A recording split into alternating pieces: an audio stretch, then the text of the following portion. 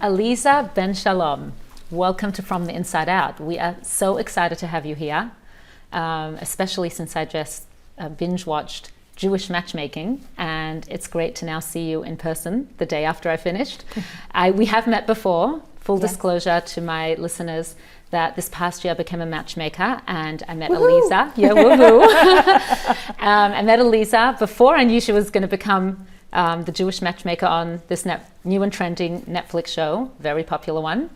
And I decided to take your course, and I highly recommend it. It really helps me to trust my intuition, things that I already know, but you kind of reveal in the right way. And I've also learned new tools and tips for guiding people in matchmaking.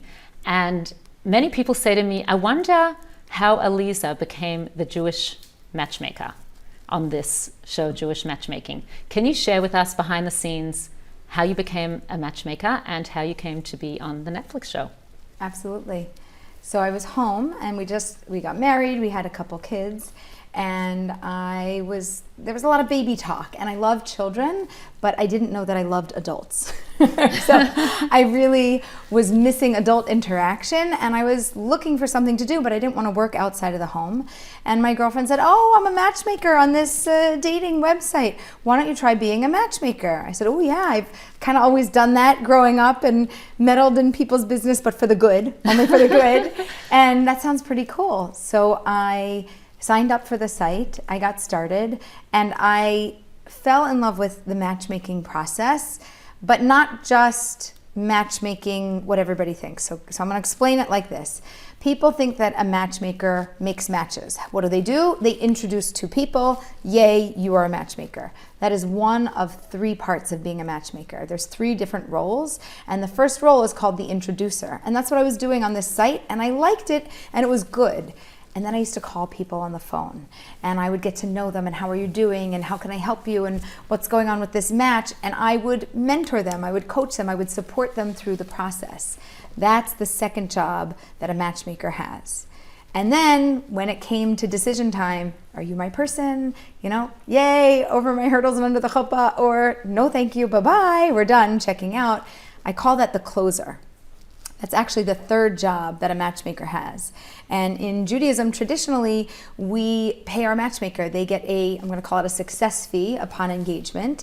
And you're supposed to split that fee between those three different roles. So if you're the introducer and I'm the mentor and the closer, you get 1/3, I get 2/3. If you're the introducer, you're the mentor, and I'm the closer, we would split it, 1/3, 1/3, 1/3. That's how it's supposed to go. So the big myth in the world is that a matchmaker is just an introducer, and that's only one of three very important jobs that they have. And to me, I fell in love with the whole process. If you ask me what I love the most, I'm actually an excellent closer.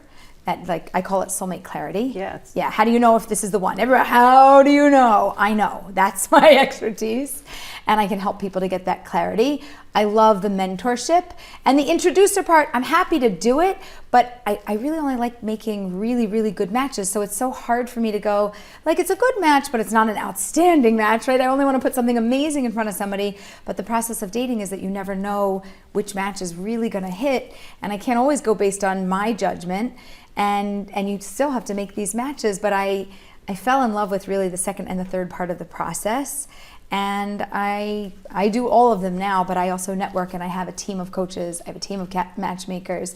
I train matchmakers and coaches just like you, and I help people get started in doing this in their own either community, as we used to call it people who make matches on the side just for fun. We would call them dabblers, and somebody just renamed it fiddlers. Like Fiddler on the Roof. They're not dabblers, they're fiddlers. Right. That's great. So we just we like names and titles. Matchmaker, make me a match. Exactly, exactly. But yes, I agree with you. I have seen, I thought I was just going to put people together and match them up. And then I see that the guidance aspect is really necessary, in order to actually make it happen, because there's so many little nuances. Someone could call something off where if they had a little bit of guidance, they might not. Exactly. Or they'll keep going where they shouldn't. They should have called it off. And you could give them some clarity. It's an objective perspective, Exactly. So there's a certain skill required for each part, like part 1, part 2, part 3. Yes. And you've got to know how to do part 1, part 2, and part 3. Or you can say, I'm a great introducer. There's a very well-known matchmaker, Tova Weinberg. I don't know if you guys know of her. Yes, I met her in Israel. Okay, she's phenomenal. She makes matches. She's an introducer. And when people want to talk and coach, she's like, call my friend Aleeza. I think that's I'm great. the introducer. I know my role. I don't want to do that part of the process. My expertise is here, and I pass that off to somebody else. And then matchmakers really, this is a very collaborative business. We are all working together for the greater good of making the match, and you need to send people to the person that can help them the most in whatever part of the process that they're in. You probably could sometimes, I think it's nice sometimes to do all three, because Absolutely. the introducer, you connect. You build a rapport with them. And then you do the next step as well. But sometimes you may not have the time, or you may feel like you may be better. Or it just isn't their area of expertise. So or they don't love that part of the process. But there are people, I think, can do all three. I've been doing all three. Yeah. Maybe that's why it's so hard. Yeah, that's why you're developing. It's so time consuming. Well, That's maybe why I'll it's so develop time-consuming, one niche that works, but at the moment I'm doing all three, and I do actually love all three. Right. Right. So we'll see.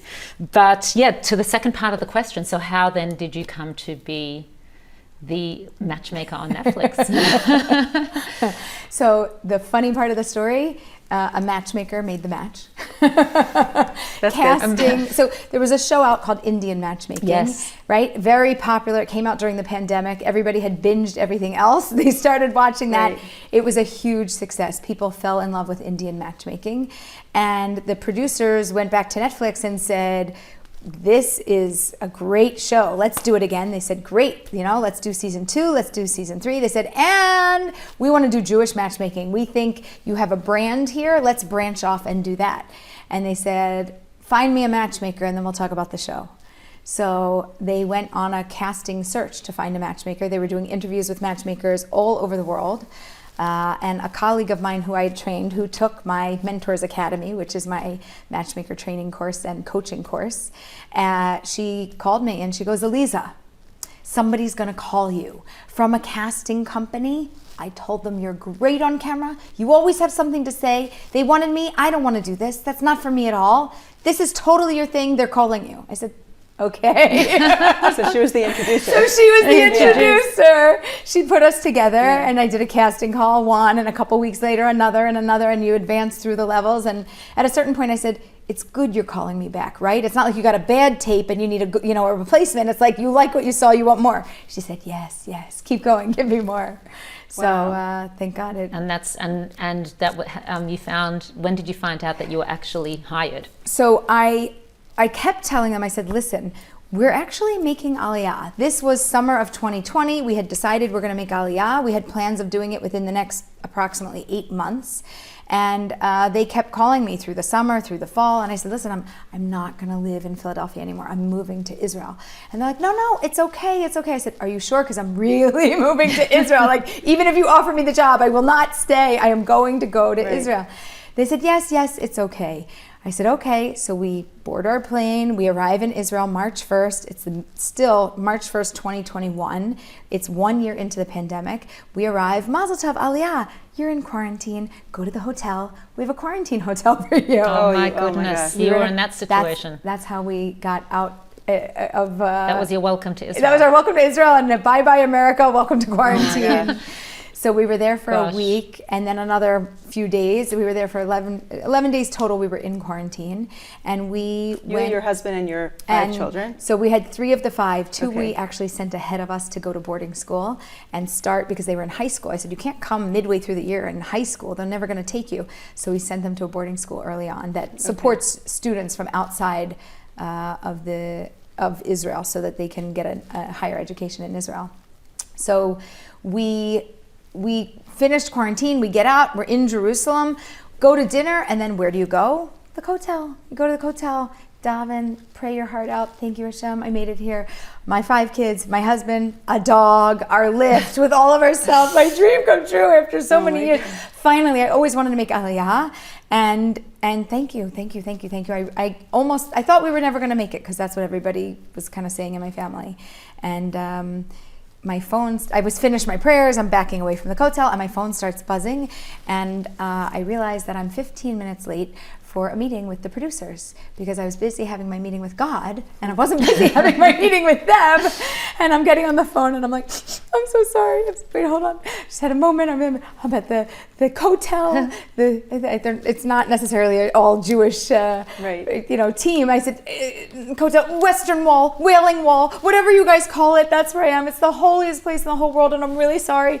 I forgot about your meeting. I was, talking to God and not you. They said, oh, we're so sorry to disturb your blessings and prayers. We're going to let you get right back to it, but this is probably the best place in the world to tell you. We're sending you a contract. The show got greenlit. We're moving ahead. And I'm like, crying again. Just so grateful to be able to live my life, live my dream in Eretz Yisrael, doing exactly what I want to do and being a light unto the nations and inspiring people and teaching them about matchmaking, which is, I think, the most fun and entertaining profession that there is. And so finding out in the holiest place in the world. And I kind of wanted that God stamp of approval. Yes. Yeah. I wanted God to say, I'm on board, you want to do this, and I'm going to be side by side with you and support you through this, and you'll have everything that you need to be successful. God presented you the right thing at the right time. Thank God. And that's what you're doing with matches. Yes, and the right thing at the right time. The right thing at the right time. And you said most of your family felt this was never going to happen, and you made it happen. And that's what I love about matchmaking, that something that seems impossible can become possible. Yes. Because it does say, and like you shared as well, matchmaking is one of the hardest things to do in the world, the hardest job.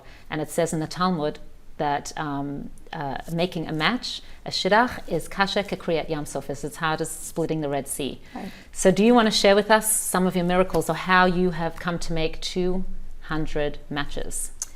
So I'm going to first start by saying it comes through different means. So sometimes I'm the introducer, sometimes I'm the mentor, sometimes I'm the closer, sometimes I'm all of them. And sometimes it's also been, I'll get an email from somebody. I was listening to one of your podcast episodes and I learned such and so, and I was going to call you for some support and coaching, but I followed your advice. And had I not followed that, I wouldn't be where I am today. Mazel tov, I'm engaged. Thank you. Like I credit you with making this match for me. So a piece of advice, just for example, is you can only move as fast as the slowest person in the relationship.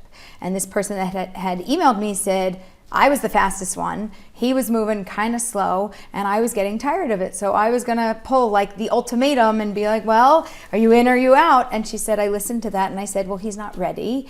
Let me give this thing a little bit more of a chance and let's see where things go and how they grow and what can happen. And she said it took longer than I wanted, but we got to where we needed to go at the pace that he could handle.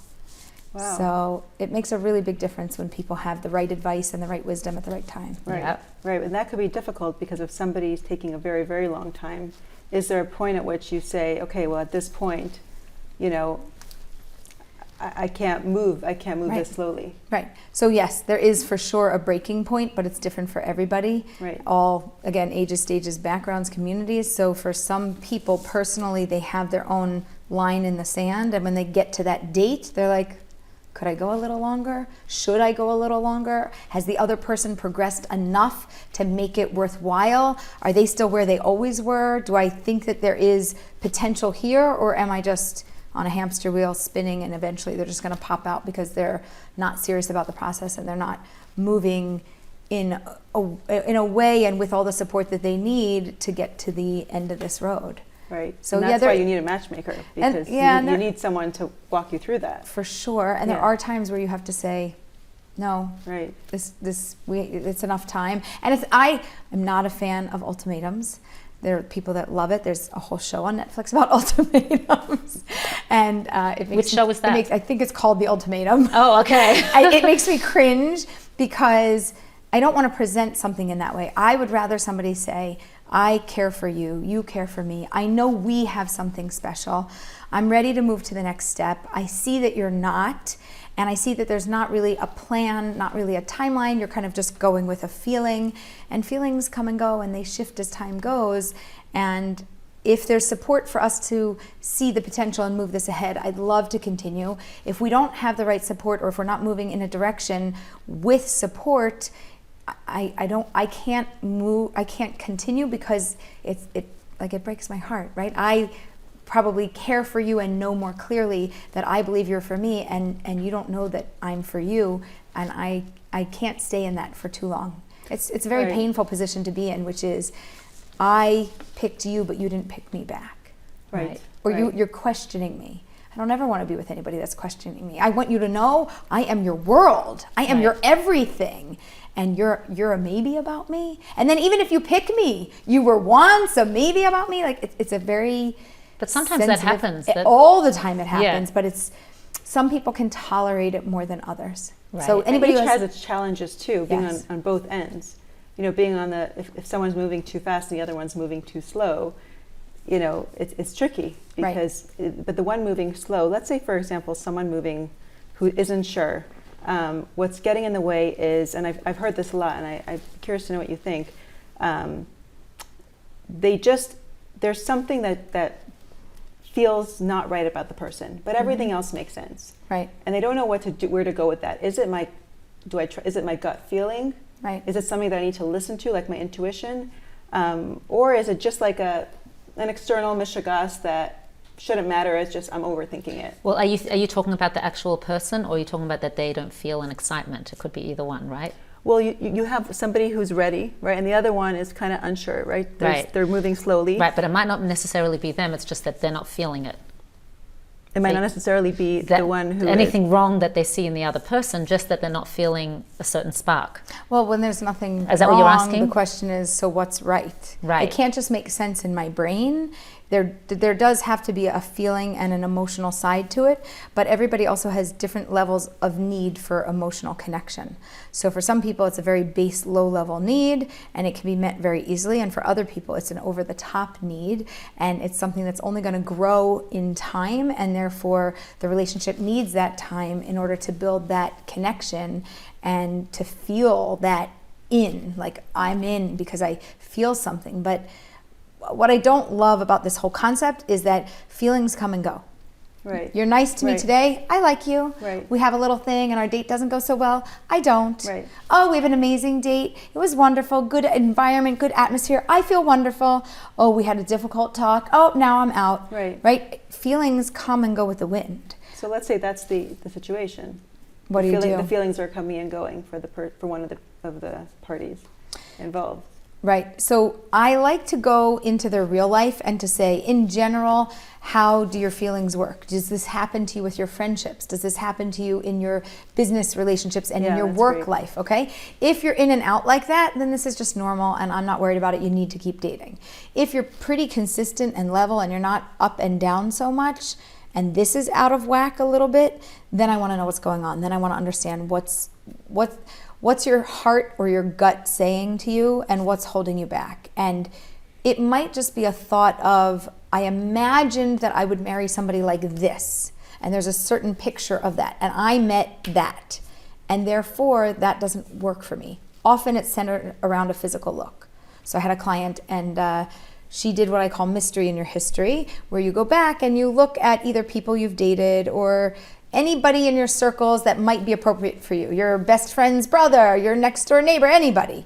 So she made a nice long list of 50 people, and we started going through the list. And this one was 50. Yeah, she had 50. Okay. I've seen lists of 200. 50, Oh, boy. 50 for me was So short. you went through all the 50 people? We went through kinds all of the 50, and we found the top 3, the only 3 that she was really interested in. And of those 3, I said, great, let's check them off. Put them in order of who you're most interested in. This one, I don't know where they are. This one, it's his look. I'm not interested because of his look. It's not my look.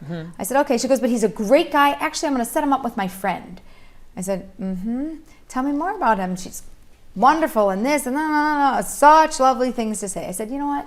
Do me a favor. He's number 1 on my list, okay? This is an Aleeza pick. I want you to write to him and say, I was thinking of setting you up with my friend, but would you like to get a cup of coffee? I know, like, let's go. How about if we go out? So you're revisiting the relationship. There wasn't a relationship. There was just she just knew him okay. through circles, like an acquaintance. Yeah. And she knew that he was interested.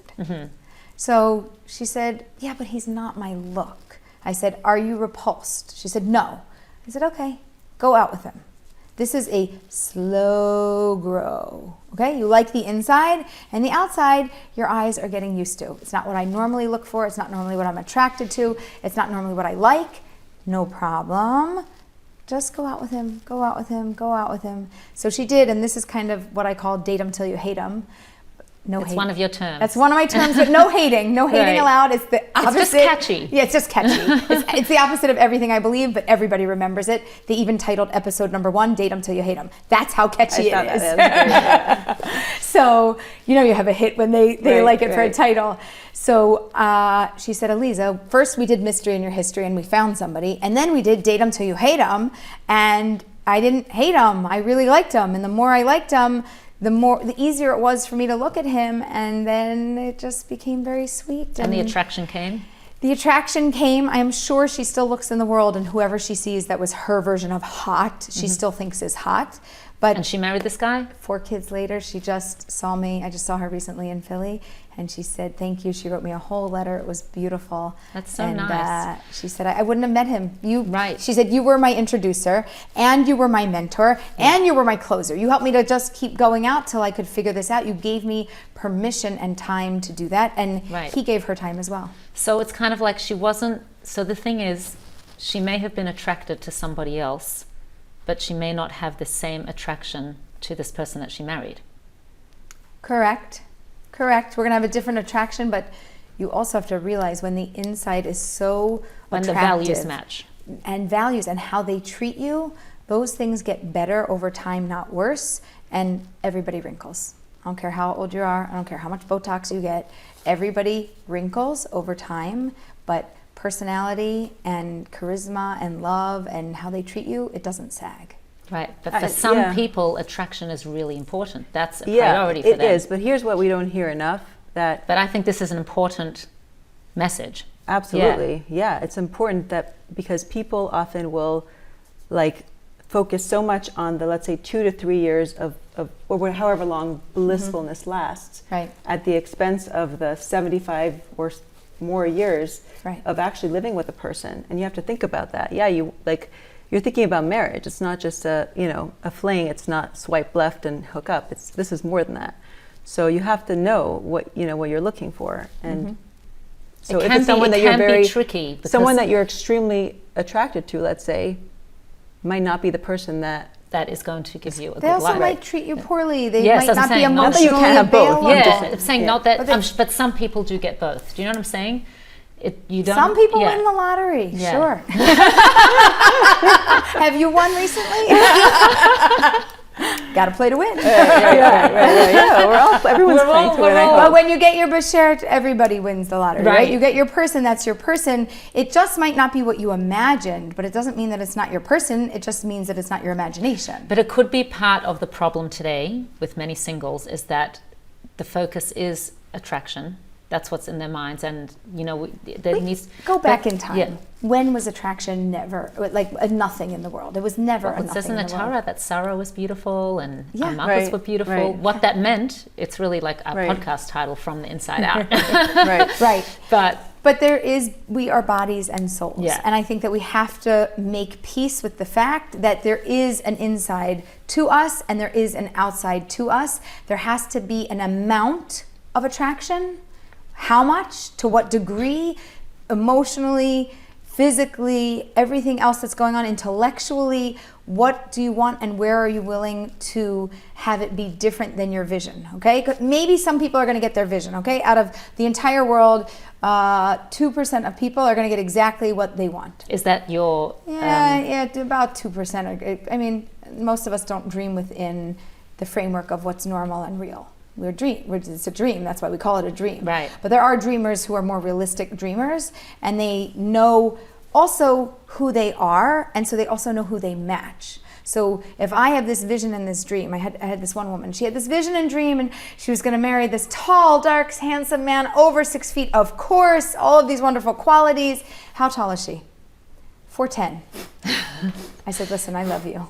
so she didn't really Please wasn't aware of herself. save the men that are over 6 feet for the women that are over 5'8". That's not. It makes it difficult. And yes, we can date with different heights, and I've seen couples work like that. But majority of the people, they're not going to do it that way. And you're 4'10". A guy who's 5'4" is practically a giant to you. It's fine. She makes her whole long list of everything that she wants. And the one thing she didn't get, he really was 5'4". And he wasn't 6 feet. And for me, I'm going, yes, thank you.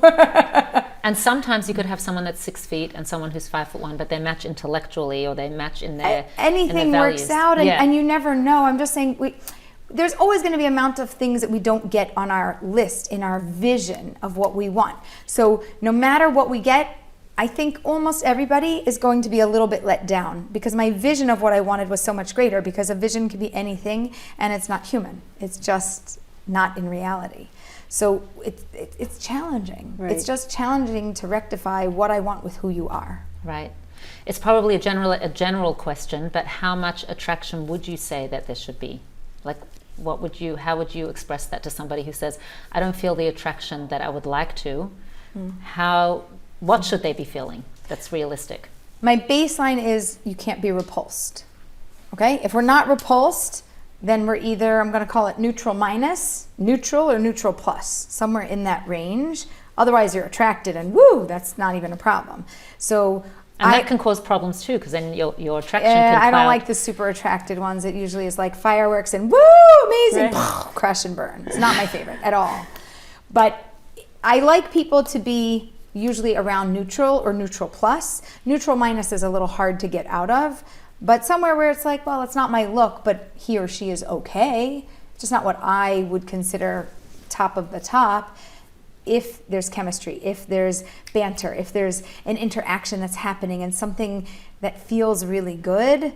Even in the show, one of the people on it said, not my look at all. And then after a second date was like, well, he grew on me a little, right? Not my look still, but better than the last time. So we become comfortable with people that we become connected to and that treat us really well.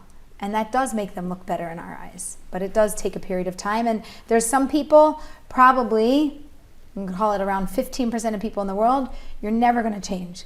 Their look is their look. You either give it to them or do not set them up, let it be, and wait 3 months or 6 months or a year and only set them up when you have their look. Everybody else in the world, we can really, they have a lot more flexibility. And there's some people that are very low on the look preference. I've had people tell me, I really have no preference. I said, I'm going to test you. Tall, short, dark hair, light hair, different facial features, looking like this, that. No, I really don't care. You sure? Because bigger, smaller, this, that, really, you're okay? I haven't met anyone that's told me they don't care. Yeah. It's a small percentage of, like we have the 15% in the top half, or we have the 15% in the bottom half, and we've got 70% in the middle that have some preferences but live in the world and understand how it works. So there are some people who they unequivocally want a certain look, and you know it, and you're not going to try to convince them otherwise. I'll test them. I want to know if there are exceptions to that rule. Let's say so I test them. Okay, tell me about exceptions. So let's say, for example, you feel like, okay, this let's say this guy wants this kind of girl, but realistically, you don't see it happening. But he's just so certain that that's what he wants. So where would you go with that? So realistically, I don't know what's going to happen. So I don't have that assumption that it's not going to work. I don't know if I'm going to have that person in my network, but I don't assume it's not going to work. So just that's a baseline thing. Okay. What I do to, like I said, test, but I don't mean test as a test. I mean to see how far they can stretch is, I would say something like, I'm going to give you an example just from the show because it's relevant and I think listeners might appreciate it if they've watched. So one of the clients that I had, he wanted somebody Israeli and blonde hair and blue eyes. And I gave him a beautiful Israeli, but she had brown hair and brown eyes. Okay? But she's an actress. Gorgeous. She was gorgeous, stunning. And he even said she's beautiful. And then it was like, yeah, but I still need somebody with blonde hair and blue eyes. Right? Okay? And was it a Sephardi that he wanted with blonde hair and blue eyes? Yes, Israeli, right? He was open to Ashkenazi, actually. Okay. Yeah, the mother wanted Moroccan, Sephardi, right? So it's not that I tested him, but I want to know how flexible we are. Here's a beautiful, incredible woman, intelligent, has so much personality, charisma, all of that. Is that enough? And just blonde hair and blue eyes, just those two things weren't there. And for him, it was like beautiful and still not exactly what I want, and I won't compromise on that. So that's that. Right, so that's that. So the next option is you make a suggestion of what they want, or you just say, when I have somebody, I'll be in touch. Right, so you kind of tested the waters to see. Exactly. Right. And what about when, let's say, people see pictures and they're like, hey, that's not my look, but you know that maybe perhaps they even look better than that in real life. Yeah, I don't show them the photos, then I ask them if they want to go on a blind date. Oh, I you do love the that. blind date Yeah. thing. Yeah, yeah. Not everybody wants to do that. Correct. Yeah. But some people are willing to, you have to earn somebody's trust to do that. And when you do it, you have to say, I'm not sure if it is or isn't your look, you're going to figure it out, but here's what I love about them for you, and here's why I think it's a good match. You have to justify why you're putting somebody in front of them. On the show, you did show pictures. I did show pictures, Yeah. but some people I set up on a blind date. Right. I went both ways. Yeah. It depended on the person. I think the blind date thing is great if I people are love open it. to it. I love But it. a lot of people are burnt out. They've been dating so much. They're like, I want to be more intentional. I want to see who I'm going to be going out with, you know? So one of the guys on the show, he went on a blind date for the first one, but then after that he said, okay, I want to be more intentional and I would like to see, photos and confirm it's an okay look for me. I said, that's fair, but thank you also for trying a different way and going outside of your comfort zone. You really never know what's going to happen. Yeah. I think you have such a high success rate that it's so important to have somebody that you trust when you're looking for a shidduch, because it enables you to become more open-minded and say, okay, well, normally I wouldn't go out with somebody without seeing a picture first, but I'm going to trust you on this one. I'm going to do it. Right. And I like that you said, I don't assume that it won't work. I think that's a big one, because you really don't know. Like, there's no algorithm for, like love. the There's no love Gottmans. algorithm. But the John Gottman has this whole kind of algorithm for couples once they're married, not before. He can predict with like 99% accuracy whether or not they're going to get divorced. Right. But you don't have that with dating and singles. And I find that often people will say, oh, the person that I had in mind that I would marry, not the person I ended up marrying, but they're still amazing. Right. So do you find that, do you go in with that mindset almost all the time? Like, I just don't know, I'm going to use my intuition, but I will never assume that it's not going to work. Right. So I don't assume it won't work. I assume that if both sides are willing to say yes, there is potential. There might be a low level amount of potential in my opinion, but there is potential. I have been surprised in a few cases. So I had a couple and I learned a very important lesson. He had a medical condition and her father was a doctor. Okay, so in my head, I'm going, this isn't going to fly, right? He knows too much about medicine. He's going to know. The exact opposite was true. The father said, oh, what's the condition? Oh, let me call my friend who's so-and-so. Can I talk to his doctor? Talked to everything, heard about everything and went, you can marry him. He's good. No problem. I understand medicine. I'm not afraid of what that is. I get it. No big deal. I was like, wow. Big lesson. Yeah. Big lesson. So we don't know what's going to happen, but we do need to set up smart matches. I don't think that it is the right thing to just say, if you ever say this, don't just take it back and say, I'm sorry. Just go for a cup of coffee. What can it hurt? It's no big deal. It's a really big deal. It's a really big deal. I have to take time out of my day, schedule around it, get dressed, make an effort, fight traffic, pay to get there. There's a lot of effort that goes into dating, and emotionally, I'm gearing myself up. Maybe I'm going to meet my person, and then I don't meet them, and then I'm let down. Right. So I'm not going for a cup of coffee unless I think there's potential. Why is there potential? You got to tell me. What do you know about me? What do you know about them? And why do we even belong on a date together? If you can't justify it, don't make a match. Right. So then usually it would be the attraction perhaps that you're not doing exactly what they, like they requested. Do you know what I mean? I would, if I'm gonna lean into something, I'm definitely gonna lean into giving somebody on the inside what they really want than the outside. Right. Because if you get the outside and what you really want, but the inside doesn't match, for sure it's gonna land in divorce. Yeah. But if you get the inside that you want, but the outside, like nobody ever got divorced and went, it's because she was ugly. He was so ugly, I couldn't look at his face anymore. Right. Nobody says that. People become ugly because of how they treat you. So if the inside is flawed and not refined and not a match for you, it's never going to work long term. So I don't even want to make that match. So I will either make a match that's good on the inside and good on the outside, or I will make a match that's good on the inside and hopefully good enough on the outside, and see what happens with people. But I will, I'm trying to think. Never really make a match where I think it's good on the outside, but not so good on the inside. Do you have a preference working, well, not a preference, but how do you find men and women are different in this whole dating process? Do you find one more difficult or like challenging maybe than the other? It's a general question. Yeah, I think men stereotypically get a bad rap, but I don't think modern day that's true. I think that men happen to be more committed, more loyal when they're actually dating for marriage. They're pretty intense, serious. They're analytical about the process. They want a lot of information and data. I enjoy working with men because a majority of them happen to have that type of brain, and that's how they think and process. Well, especially if they're coming to a matchmaker. Right. Yeah. Right. If they're willing to experience and invest in a service like this. Women, modern day, happen to also be we have more masculine traits today than we ever have had for women. And so a lot of us do have this analytical side to us, and they're willing to do that.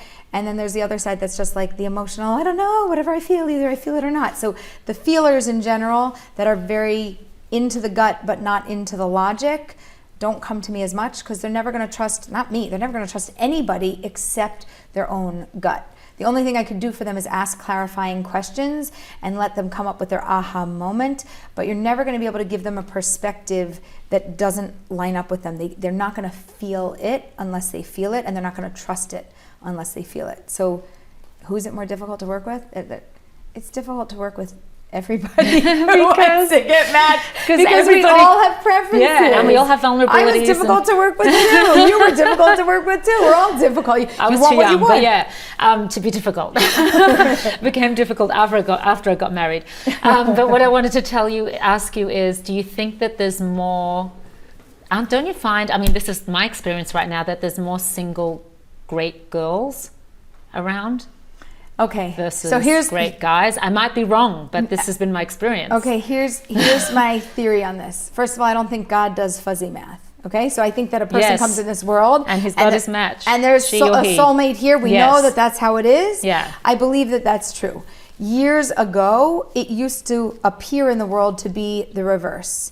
Right? Many more men, not so many women. As soon as a woman came on the market, boom, she was scooped up, because we were in short supply and we were in high demand.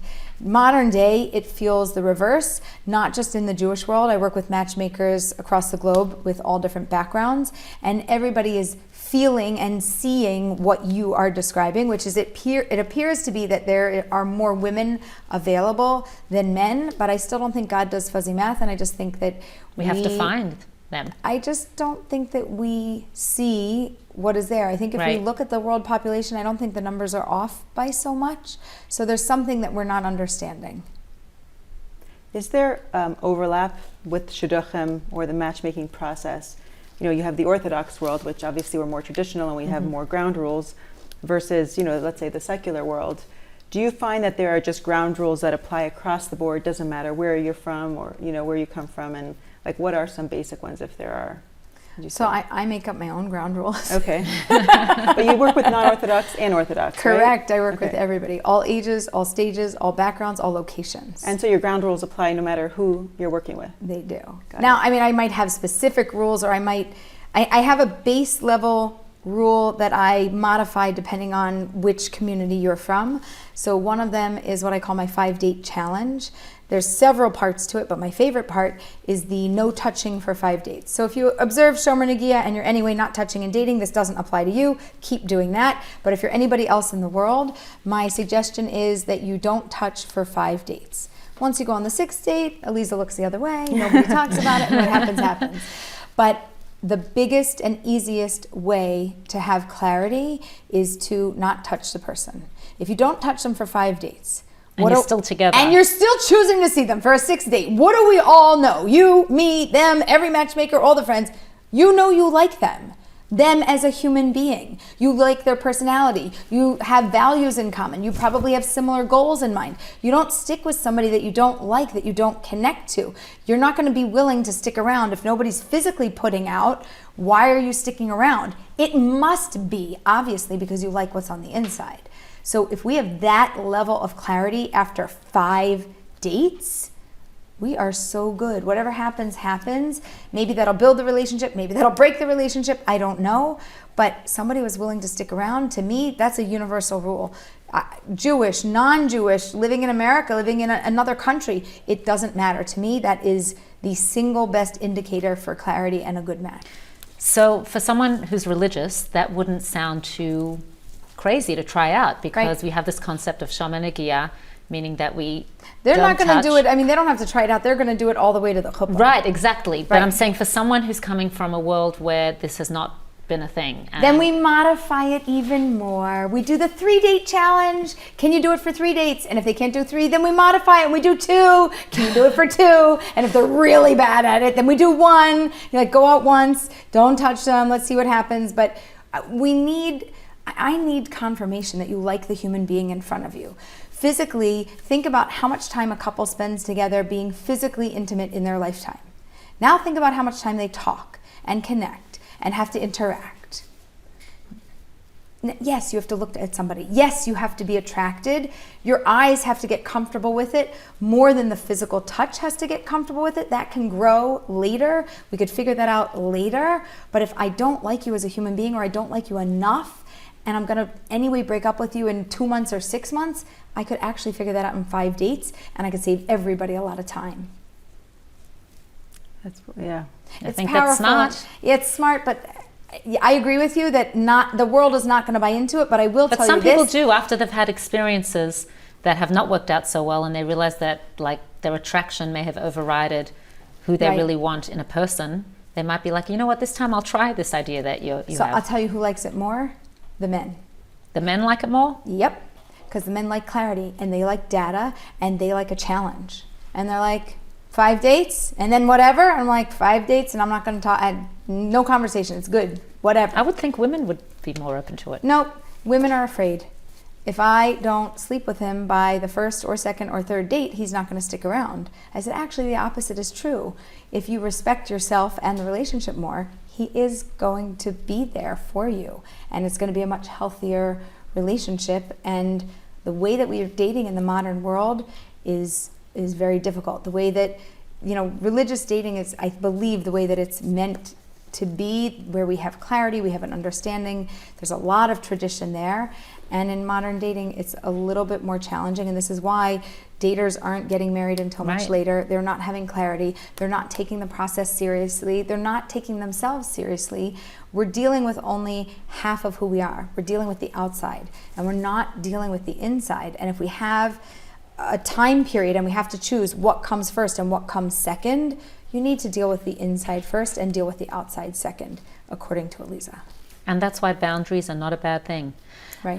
Because we often feel like, religious people can sometimes feel like, why do I have to have all these boundaries? But then you see when you don't have boundaries, it can get even more complicated. Right. Because your judgment is clouded by attraction and all sorts of other things, and perhaps touching, like you say. So what I wanted to ask you about that is, so when you're talking to somebody who's not religious, would you, because we have time frames in the religious world, that you're not going to date limitlessly. Right. Do you suggest a time limit? For dating? Yeah. I tell people that I don't care what background you're from, within 6 months, you should know. If you're dating the right way and you're seeing each other consistently and you're communicating and you're asking questions, you should have clarity in 6 months or much less time than that. But it doesn't take you don't have to get engaged in 6 months. But to know that this is your person, I think it takes no more than 6 months. For engagement, if you want to push it off till 9 months, a year, depending on a couple and a timeline, okay. I'm not a big fan of waiting longer than a year, because if this is your person, why are we delaying your future? You can still get a job, go to school, move to a new location. You can do any of those things with your partner. And if it is your partner, so choose them. And if it's not your partner, you're taking a risk in having a relationship that isn't consummated, that we didn't put a stamp of approval and go, I'm yours, you're mine, and I said no to the rest of the world. I just picked you. A promise, a commitment, that's really nice. It's Yeah, I really think nice, 6 months but is good actually. And after the 5 dates, when you say no touching, then what do you suggest? I actually recommend that people take it slowly and that you allow the intimacy to grow. I think that in Judaism we have many different concepts of how to engage with physical intimacy that are extremely beautiful, and that absence makes the heart grow fonder, and it works with physical intimacy in the same way. And the connection and the satisfaction that one feels from being with another person and experiencing them is so much more when we have our insides connected first. So in the dating process, like there's all this talk about vulnerability and how vulnerable do we get without, disclosing too much about ourselves. And sometimes, saying too much too fast can throw people off, but then having this big boundary up doesn't allow for connection. How would you advise someone who wants to be authentic, but not to the point where they're sharing everything? Like, how would you guide them? What would you say? It's a challenge because we want to be open, we want to be real, and the question is when. Right? So on a first date, try not to talk about heavy baggage, personal history that's going to be depressing. Try not to talk about other people you've dated. We want to just keep things light. We want to build a connection. After a second date, a third date, I think that we could start to share a little bit about ourselves. We maybe want to talk about our hopes and our dreams and where we're heading and our goals and our future. And we want to talk about something personal, something, maybe an experience that we had where we learned something or where we grew. Those types of things open people up very much so. But when we hit a heavy moment where you say something and the other person is looking at you and you see they're like kind of cringing and going like, oh my gosh, they're sharing that. And you get that weird feeling. Right. That's a little bit too much too fast. And even though you might be ready to share it, you have to try to gauge whether you think that your relationship is developed enough where the other person is ready to receive it. So there's a very big balance between, well, I just want to share. It's who I am. I want to share with you who I am and I want to tell you. But you're not ready to hear it today. Maybe I need to wait 2 more dates, and that's also okay. Right. And so just one thing that you said earlier about the girl who, she feels that if she doesn't get physical, then he might not want to be with her. I feel like that happens quite a bit. Like there's expectations and people trying to meet each other's expectations. So how do you balance? Like, I can't remember who said this, but it was in one of our interviews. Someone said, yeah, this is the only time in your life when you have to be completely selfish. It's all about you. It's not about the other person. But it is kind of about the other person. So that example kind of stood out, where this person's probably like experiencing conflict there. Like it's about the other person, but I need to be selfish. Like where do you go with that? Like how do you talk to someone who's, So there's this concept of if I give somebody what they want, they will like me more. Right. Yeah, it's not true. Right. Sometimes if I give somebody what they want, maybe they'll like me more, but they'll like me more because of who I am, not because of what I gave to them. So in a relationship and where physical intimacy is concerned, if I'm uncomfortable and I'm moving ahead and I'm giving them what they want, so to speak, they know that I'm not respecting my own boundaries because they know that I'm feeling a little bit uncomfortable. They're probably feeling a little bit guilty about that. And they know also that if you can't hold yourself to your level of comfort and to your boundaries, you're not going to be able to hold them in life to their level of comfort or to their boundaries. And therefore, they don't actually believe you're going to be the person for them. So if you give them what they want, but it's not what you want, it's going to end anyway. Right. It's guaranteed failure. And if you wait and it ends, it would have ended anyway because it wasn't the right thing. Giving them what they want it's not going to make them actually like you more. Getting to know them is going to make them like you more. And then when we move on to intimacy at the time when it should be there, or at the time that you choose for it to be there, then it's it's a better situation because we've developed what's on the inside. And I think for men, it does take them longer to get to know you, to get comfortable, to become vulnerable. In general, in the world, we're saying a very large generalization. I would say, Right. you know, male teachers and therapists and things like that, they don't fall into that category. They can emotionally connect very quickly. But I think that women emotionally can bond very quickly and they're feeling connected, but the man is not there yet. And so you need to let him have time to come closer to you emotionally, and then you can develop the other parts of your relationship at another time. Don't rush it. Don't rush it. It doesn't need to be rushed. The best part of you is just being with you, and if he doesn't think that being with you is the best part of you, he's not your person. I hear you. Something you said on the show that I really liked was the door is always open and it's never closed.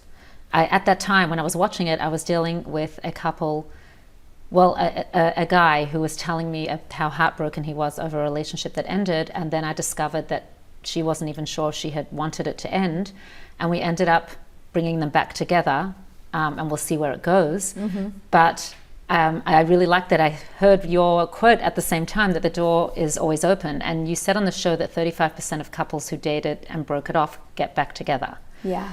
So I wanted to ask you, what would be the signs, in your experience, that a couple should get back together and when they should not get back together? Because it can be quite tricky. It's very tricky. So if you are feeling a desire to get back together and you think that your values, your goals, and all of those personality, those things are aligned between you, and maybe it was the wrong timing, or maybe there were outside circumstances and pressures that were on the relationship and it didn't work for whatever reason, that would be a good time to get back together. If somebody broke it off with you and you still have a desire, we don't know where they're at. Don't assume just because they broke it off that they're not going to come back, because 35% do come back. Make an effort. Know that it could go either way, but if you're feeling strongly about it and it's a smart match, if it makes absolute good sense, then do it. If you came out of a relationship that had spikes, you know, peaks and lows, high, up, down, it's problematic. It's even if you're feeling like you want to get back together, it's probably not a healthy relationship. It's probably not a relationship that you can sustain, and therefore I don't recommend getting back together. You might feel it, you might want it, you might love them, they might love you. Love doesn't actually matter. You can't maintain a relationship for a lifetime when you have such highs and lows. Or they didn't have the tools to, like, they may have not done it dated in the right way. Yes, it's the tools, but it also could be personality. Personality doesn't change so much over time. Beliefs can shift over time, but personality, we're pretty much who we are from the beginning to the end of time. We just very slowly shift. But again, if we trigger each other, and we're doing that in dating, it's not going to get better during marriage. It's going to get worse and harder. How do you feel about the word soulmate? What's your when I say soulmate, do we all have 8, or are soulmates created, or how? What's the first thing that comes to your mind? The first thing that comes to my mind is that everybody has lots of beliefs about this, and a lot of them are wrong. Okay. Did you do your research? I've done so much soulmate research. Okay, let's hear. And I call rabbis and rebbitzins and leaders and people who also know about these things, and sometimes I get these very vague answers. They're like, well, we don't really know. So I'm a logical person. So it goes like this. Number 1, you can only have one soulmate at a time. At a time, I would hope so. At a time, okay? Now, back in the days of the Torah, right, apparently you were able to have more than one soulmate, but only for men, but not for women, but we don't live in those times. Modern day, you can have one soulmate at a time. Number 2, if the way you make a soulmate, you get married. So we decide to get married. Yay! Now we're soulmates. In that moment, poof, it's arranged. We're soulmates. I picked you. We're soulmates. I love you. We're soulmates. I don't love you. We're soulmates. It doesn't matter. You get married. That's your person. That's your soulmate. You get divorced. Your soulmate, you disconnect, no problem. You're free to reconnect with a new soul. A person passes away, your soulmate is not in this world anymore, you're free to connect with a new soulmate. How many soulmates can you get? How many can you have? I don't know. How many times do you want to get married? You can have as many as you could get married with. Right. I mean, in theory, you could have 1,000. If you get married and divorced every single day, you could have a new one every single day, but it's not really how it works. Most people only go through about 1 or 2 or 3 or 4, and on the occasion 5 or 6 or 7 or 8. But I don't think. Have you ever met anyone that had 8 soulmates? I've heard about somebody who's been married 8 times, but only once. And the highest number is usually around 4-ish. So getting married to someone makes them your soulmate. Is that your definition? That's how else do you? No, because because before that you only have a potential soulmate. In this world, I'm not talking about the spiritual world alone. We're living in this world. So in this world, you have lots of potential soulmates. Everybody in this entire world is your potential soulmate. If you date them, oh, you're my potential soulmate. Are you my soulmate? Oh, I feel like you're my soulmate. That's great. That's a feeling. If you want to make it happen in this world, the action. This is a world of actions. The way you make soulmates is to get married. That's when the binding of the souls happen. So feeling like a soulmate is nice, that's a feeling, but it didn't come with an action. The action is that we got married. We bound our souls and our bodies together. I'm for you, you for me. Ani l'dodi v'dodi li. That's how it works. That's the only way that I know that soulmates exist. Right. I hear other people talk about it. No, I've heard casually. other things. Like, for example, well, there's this bashert and a zivug. Like, you could marry someone, that's your bashert, and let's say your definition of soulmate. But maybe your zivug, like the person you were really meant to, well, I guess whoever you're married to, that's who you're meant to be with. Correct. Do you understand what I'm saying? I understand because I dig into this. Yeah. With anybody who's willing to have a conversation with me, this is what I hyper focus on. Well, and if I'm someone trying got to divorced, were they their soulmate? Yes. Was that their soulmate? Yes. No, but then they married someone else and then they felt like, oh, this was my soulmate. But that's a feeling.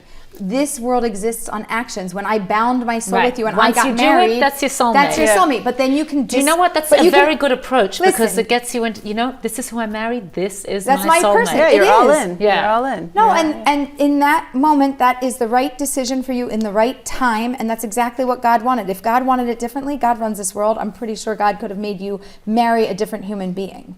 So you can plug in, you can marry your potential soulmate, you can marry them. Now they are your soulmate. Now you disconnected, it didn't work, no problem. You are a free soul, like, free radicals in the body. Now we have free souls in the world. You can go connect and marry somebody else. You can date somebody and they can be your potential soulmate. You can feel connected. You can want them to be your soulmate.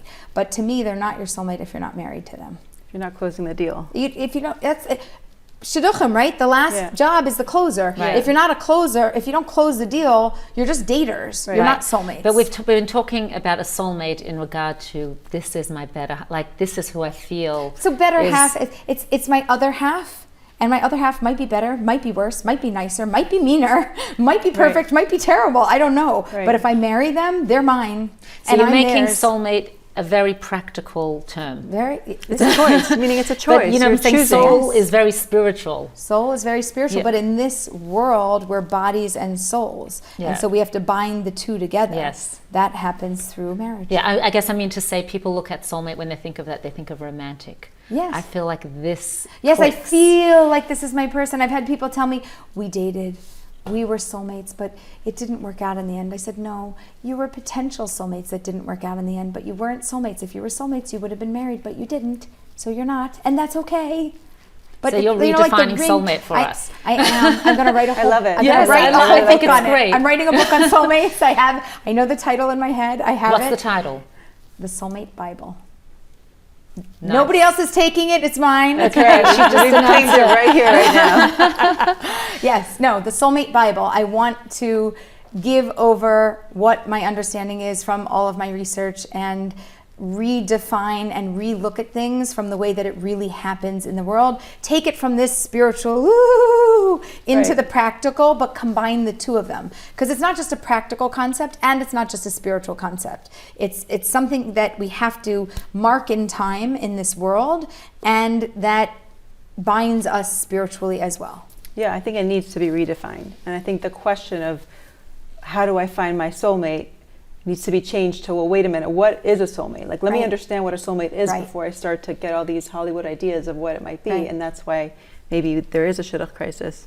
Maybe that's part of the reason. Is that we need to define? We don't know, maybe. I'd love to redefine it, and I'm not bought into that there's a shidduch crisis. I think that we have a block in our understanding, And if we would understand things, there's not a crisis in the world. The crisis is maybe that people are not choosing to get married early enough.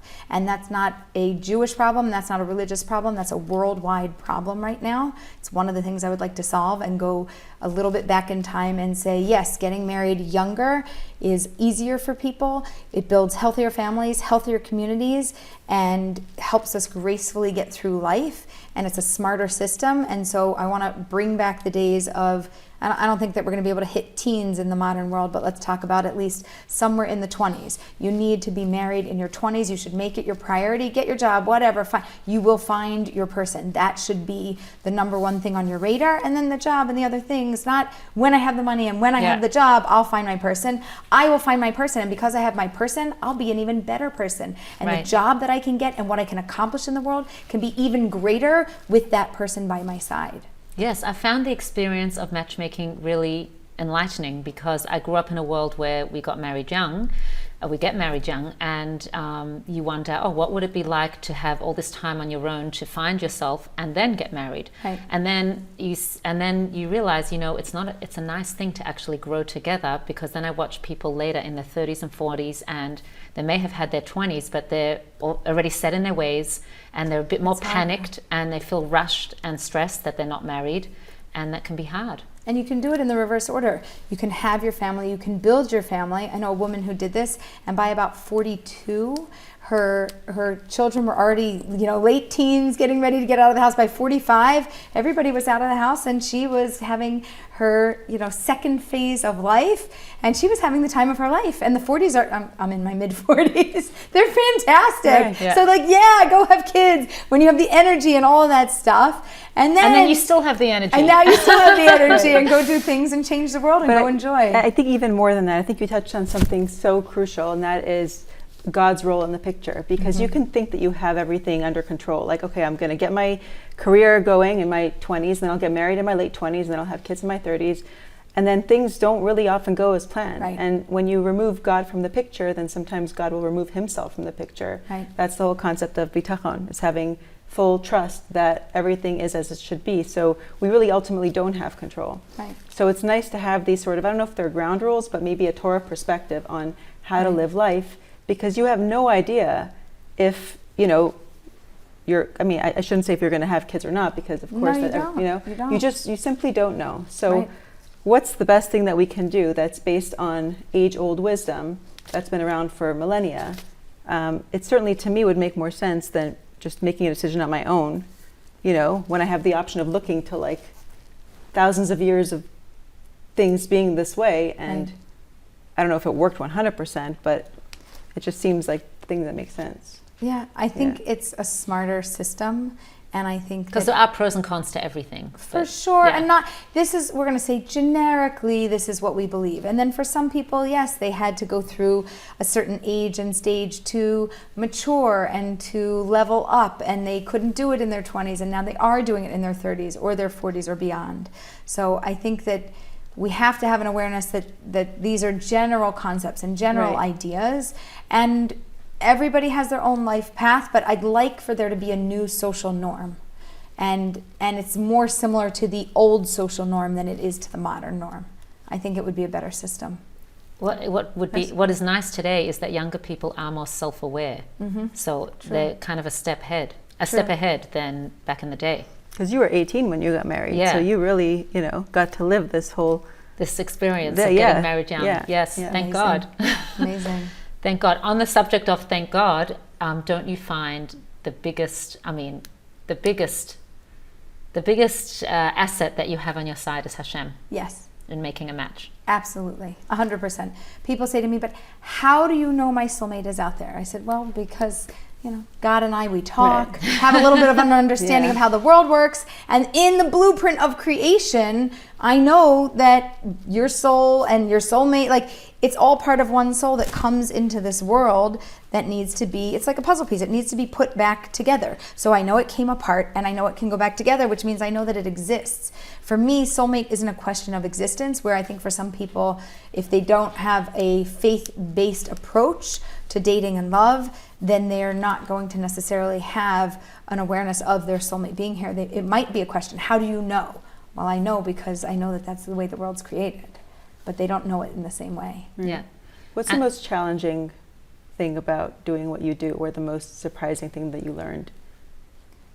Well, first, the most challenging. The most, I just, yeah. I think the most challenging thing is getting somebody over whatever their hurdle is, and everybody has a different something. It could be a lack of confidence. It could be there's a physical look and it doesn't work. It could be I'm not so stable and grounded. I need to get my life set up before I get my person set up. But everybody has a certain or several hurdles that they have to get through in order to gracefully get to the chuppah and to find their person. And that to me is the most challenging process. What should I really work on? How should I work on it? For how long should I work on it? And then how do I approach dating based on you knowing who I am and what I need? Did something, and, then you had another question.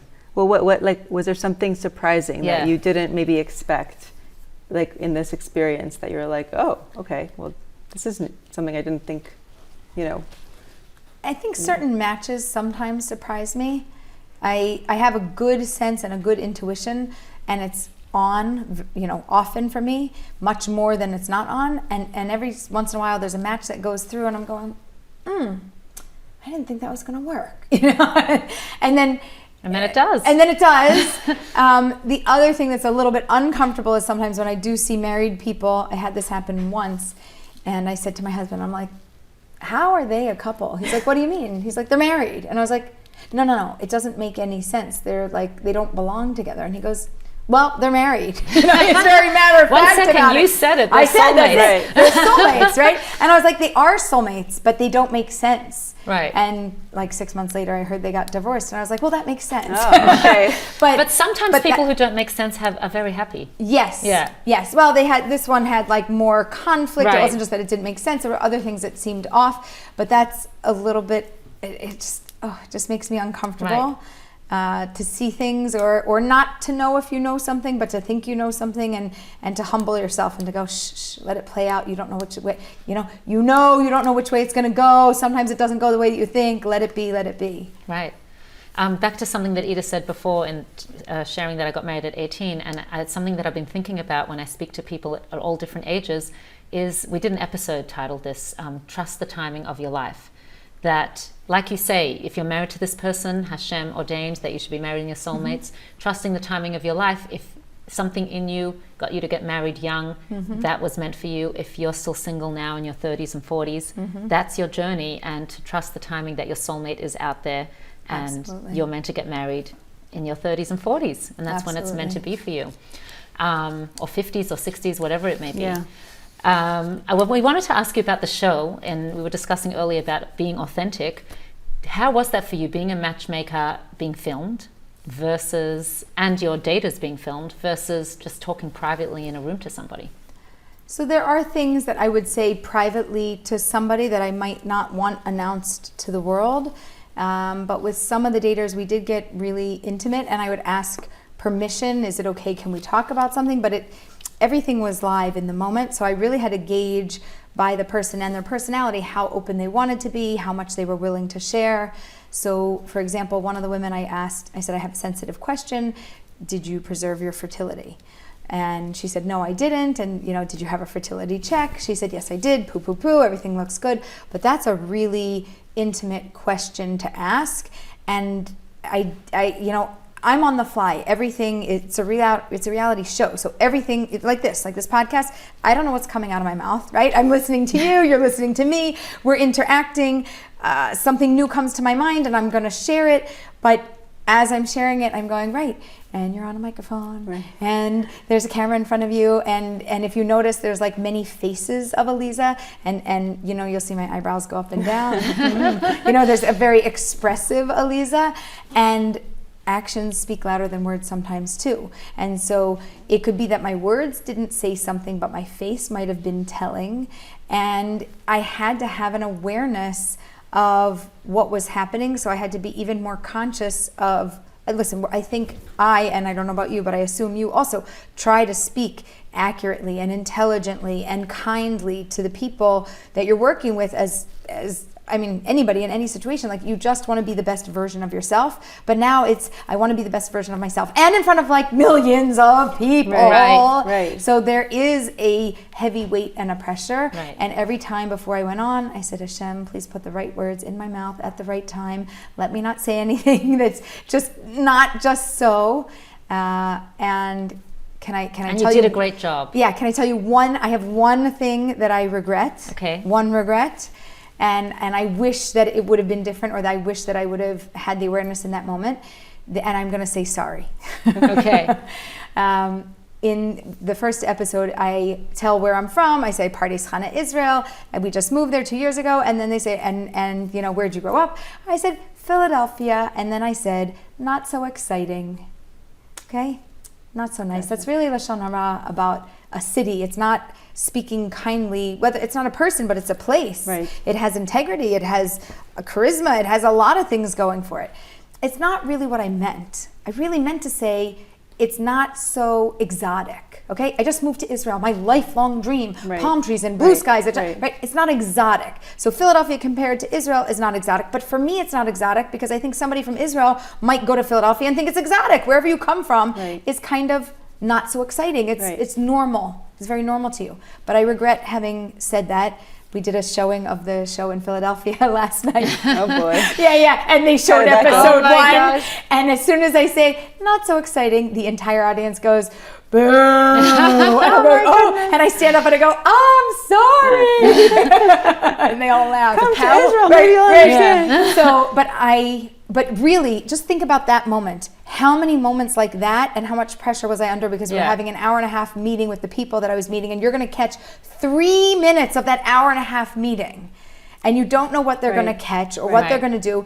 And to hold yourself to a high standard, I messed up in that moment. That was a mistake. I don't like it. I wish they would dub over and put it and let it say not so exotic. It wouldn't be offensive. But It they're not going to wouldn't- do that for you? I didn't. I should have. If I saw this and I don't know. No, I but saw. it's a risk you take when you're Right. on live No. TV You see, also. they did let me see different iterations, and I did give comments and feedback, which they didn't have to take, but they were very open to receiving things. And I don't know if I didn't see it or I missed it or whatever. It didn't hit, or I don't know. I didn't think of it in that moment to Yeah. say, can you dub over like that? The power But of words, you know? It's the power of words, and I made a But mistake. you know and, what? And it was a I'm lot just of pressure. thinking, I know this was on live TV, but sometimes someone can say something to you and you may not have meant it, and they're going to remember it for the rest of their lives. Right. So if I had to mess up anywhere, Yeah. I'm extremely sorry to the city of Philadelphia. But I am really glad I Well, didn't do that to the face of somebody, Yeah. to a human being that was right there. It was to But a- I'm very sorry that it's a city, it's a whole community, it's Yeah. a whole, it's a state, Yeah. there's a whole, whatever, there's just, it's a lot. But I also was very worried that I would do something, you know, sometimes you say something and you're like, no, that's not what I meant by that. Right. It just came Right. out Yeah. in a funny way. There was always that pressure. And there's always going to be when we're that human beings. And we're human beings. And We're never gonna say when everything you're in the perfectly. spotlight with lots of people, there's even more pressure because there's so many more voices going, not like that, not like that. And for me, it's a magnification of who you are. And you're either going to shine and do great or you're not. And I'm grateful that if there's a flaw, that's my biggest flaw, and that everything else I was able to do to the best of my ability, and they represented me truly how I feel I am. And that You one did thing I shine really and you regret. did do great. Thank you. And what's Thank more you. important than the mistake or the blunder that most of us experience is that you were willing to step up and say, I messed up and I'm sorry. And And I that's think tshuva. that's really huge. I'm Right, sure we that's have the some process of tshuva. listeners from Philadelphia. So They're going, boo. no, they're hearing you. Listen, I was born and raised in Philly. I love Philadelphia. Right. I just had moved. I mean, also it was during an international pandemic. Yeah. At that time, Philadelphia wasn't so exciting. No place in the world was. But the truth is, somebody in the audience yelled out, they go, Philadelphia is actually #1. It's the most exciting city right now. It's the hottest city. I said, oh, Hashem. Hashem is very good. Like, Hashem takes care of me, and also when I need like a patch or a slap on the back, like not a good slap, Hashem goes, you see, it's listed as the #1 most exciting city. You're wrong, and everybody knows you're wrong. Right. Not that just you feel bad. You're wrong. So I feel like I stand corrected, and I feel humbled to be able to say, I made a mistake and Yeah. it wasn't the right thing. I think when we make mistakes, it does humble us. very So much it reminds us we are Very much so. human, Very much so.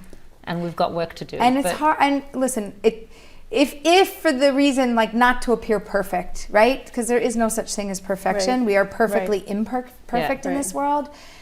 I'm not perfect either, and I do make mistakes, and I try to make as few as possible, and I try to live to be my best self. But I'm not perfect either, and you can see, oh, it looks lovely with her house and her husband and her life and matchmaking, and isn't this great, right? Right, and you don't always say the right thing. And you you're know not what? perfect. That's the lesson of matchmaking also, and for couples who are dating, that Yes. nobody's perfect. Right, You and know, people to say realize wrong that- things on Yeah, dates people. No, I'm all saying the for even time. people to recognize when they're dating somebody, you know what? Yeah, I'm not perfect, and this person I'm dating is not perfect. So what is it that I'm looking for that really means most to me? Because Right. I'm not going to marry someone perfect. right. Right. Yeah. So I think one more question, and then we have the wrapping up. Yeah. But it kind of has me thinking about like someone saying the wrong thing on a date.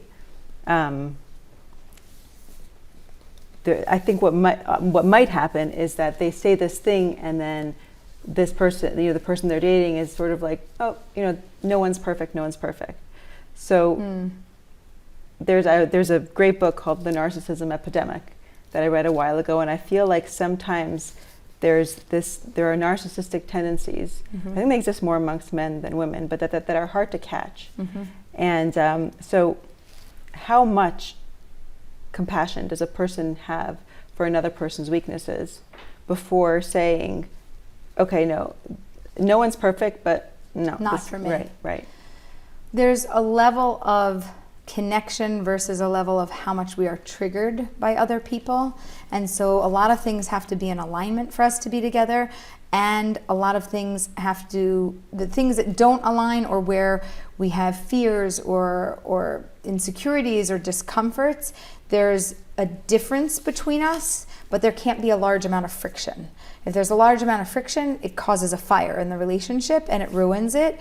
If there's friction and it's irritating, it's just irritating, I don't like it, stop doing that, but it doesn't make me crazy and I can't live with you. So we have to be with somebody that we can handle. You're going to get all the good and you get all the other. The good is what you want. That's why you choose them. That's why you say yes. The other, it's what comes with the package. Can you handle it? Oh, you can? Good. Do you like it? No, you're never going to like it. Can you handle that? No. Okay, is that good? Yeah. Oh, but you can't handle that? Doesn't matter how good the good is if I can't handle the other side. Right. Well, on the subject of flaws or mistakes. Is it reminding you of the freckle on the face Yes, statement? and Okay. we were having all these discussions before we were interviewing. I was like you. watching you, and I feel like I know you're thinking. Well, I'll let you do the freckle on the face. No, This you is go ahead, another you go thought. Well, the freckle on the face. Well, no, you'll do the freckle on the face. I wanted to ask you. Let's say you're in this dynamic as you're dating, and you realize this person's bringing a certain side out in you. He brings out a really good side out in you, but also another side. Would this happen in any relationship? Would this side of me be like that if I was dating someone else? Maybe someone else would just bring out my best side and less of that. Or would this dynamic be in another relationship too? Like, how do you know if a flaw is being brought out when you're dating someone that is because of this person, or it would be me in another situation as well? It's kind of like marriage as well. If certain sides come out in you in a relationship, would I be like this with somebody else, or is it my dynamic with this person? I think that we have to have somebody bring out our best side much more than 50% of the time. It can't be 50% they do and 50% they don't. I think we need to be over 75, or at least over 70% of the time we're bringing out the best, we're doing it. And then the other 30% of the time it's like, okay, I'm human. We're trying. But I don't think it can be 50-50. I think it's too low. And I think that there are people that are going to be better matches, less triggering for you, and you should seek somebody out like that. If you're a highly disagreeable or challenging human, okay, maybe like 60 or 65%. But for other people, That's good. That's a good gauge. Yeah. You say the freckle thing. No, we did an interview where our guest said that if someone's dating and they don't like the freckle on the person's face, then they shouldn't marry them. Meaning that's how kind of selfish you have to be. Uh-huh. But I guess in context, what it means is that if that bothers you so much, where like it kind of It's triggers so you, irritating, it's so triggering. then okay. But if it's like, okay, I don't like their freckle, but I can handle it because all Right. the other stuff is so great, then it's worth, you know, continuing, or it's worth like Right. acknowledging that I might want this person. Right. So that's the freckle thing. Anyway. We have the answer now. Okay. So Well, you kind of said that you would explore to see if that really means so much to the person by Correct. sending them on a blind date or sending them on a date and seeing if that's something that Or really letting them bothers them. date 5 times before and then making a if you see decision. that it still bothers them, then Right. you know that that's a priority for them. Right. Yeah. Right. yeah, bottom line is you need a good dating coach. You need somebody who knows what they're doing, because No, this I is think not it's easy. so important. Absolutely. Yeah. Yeah. This is more on a personal level, if you're cool with that. What advice do you appreciate matchmaking? Like, is there something that you wish you would have known when you were dating? I wish I would have had even more support. I had a support network, but I was figuring out and doing a lot of the things on my own, and I was kind of asking questions and researching and being in touch with people, but I didn't have a direct, clear path with clear messages of what to do and how to do it. And I'm somebody who likes details, information, and guidance. So I had a nice support network, but I didn't have a strong enough one, which is probably what motivated me to create that for other people. And what advice would you have given your younger self? We got engaged and we got married under a quicker timeline. I grew up secular and I became observant, and then we dated for 3 weeks and we got married 4 months later. For me, it happened to have worked. It was fast, but I move at a very fast pace. For my husband, it was okay. For my husband, for my in-laws, it was okay. He was the first one in the family to get married. They were thrilled. But from my side, I was the oldest, and it was the first time that my family was going You were through the guinea this. pig? I was the Me guinea too. pig. Right. And we did it in what they would consider an insanely fast timeline. I grew up secular, so you get married in, Yeah, you used the a 2 year, years. Yeah, 2 yeah. years, Right. you get engaged, you got plenty of time. And I'm putting a tremendous amount of stress on my family to do this and to take care of it. And I would have said, you know what? 6 months, you want to get married in 6 months, maybe date longer than 3 weeks and then wait. You're saying you 6 would have done months. that. I think I would have said, not for my sake and not for the sake of the relationship, but for the sake of my family, to get more comfortable, to get more used to it. I would have said, let's do it that way. Knowing only what I know, which is what we did. We did it, we got through it, we managed it, and we were able to move on. And because we were married, everybody accepted the situation. So had we, I'm going to say, lengthened the process, I don't know that it would have been better for me, and I don't know that it would have been better for my relationship. I think it would have been better for my family, but everybody got on board the way that we did it. It just caused a lot of stress in a Friction. short amount of time, a lot of friction. Right. But I would say, the Lubavitcher Rebbe was very, into waiting as short amount, like not a long time, like as short as possible engagement, and to get married right away. Right. Not And as that- short as possible dating. Short engagement. Yeah, engagement. Yeah, short engagement, as short as Right, possible. longer dating, shorter engagement. Yeah, something Well, like dating, I don't so know if it there's was longer. clarity. I don't know about longer dating. If someone has clarity in a short amount of time, No, but I think you're right that there is a concept to have a longer dating period compared to. yeah, I'm the saying some engagement people period, need but to. Some people need to have longer dating period. Yeah, Right. but the engagement The shorter. engagement, Right. yeah, shorter. And that I think a lot of parents kind of get lost in the wedding planning and forget about the bride groom. and we didn't get lost in any of that. It's like, just figure it out. It doesn't Right, really matter. right, I want right. as many people as we can have, and doing this and serve buffet and make it less this or more, like whatever's cheaper, so that we can have more people. And on our centerpieces, we had gift baskets that were donation that we gave to people who were hungry and needed food.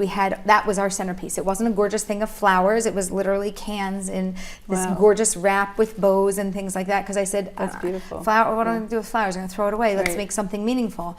So we did things like that, and it didn't become all about Right. the money and the wedding and planning Right. something so luxurious. Right. That's really nice Beautiful. and It was refreshing. special. It was really special. Are you and your husband similar or different, like in personality?